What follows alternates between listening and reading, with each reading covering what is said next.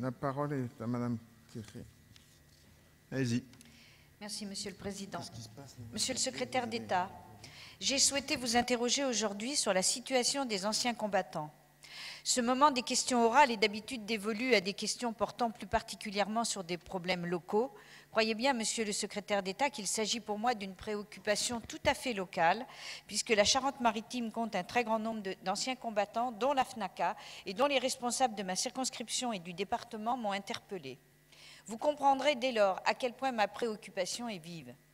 Il y a de cela un mois, dans cet hémicycle, nous avons discuté de la mission Anciens combattants, mémoire et lien avec la nation dans le projet de loi de finances 2010. Je souhaiterais revenir sur 3 points de cette discussion et insister sur l'importance, voire l'urgence des promesses d'engagement faites aux anciens combattants. La première de mes préoccupations concerne, vous vous en doutez, la revalorisation des retraites à hauteur de 48 points promis par le Président de la République.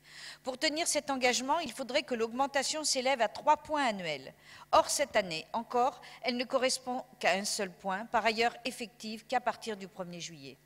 Les incertitudes de ces augmentations inquiètent beaucoup nos anciens combattants et je vous demande de respecter vos engagements pour ceux qui ont servi notre pays avec courage et à qui nous devons rapidement donner satisfaction.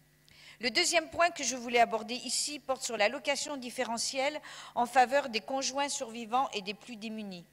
Elle se trouve encore aujourd'hui en dessous du seuil de pauvreté. Concrètement, je vous demande d'assurer aux anciens combattants que vous porterez cette allocation à au moins 817 €, seuil de la pauvreté en Europe.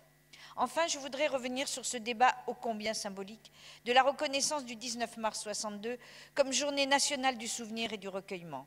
Il ne s'agit pas simplement de l'autoriser, mais bien de lui donner un caractère officiel dont je ne doute pas que vous comprendrez la portée. La réorganisation des services dédiés aux anciens combattants est aussi une source d'inquiétude pour la pérennité de la politique des anciens combattants.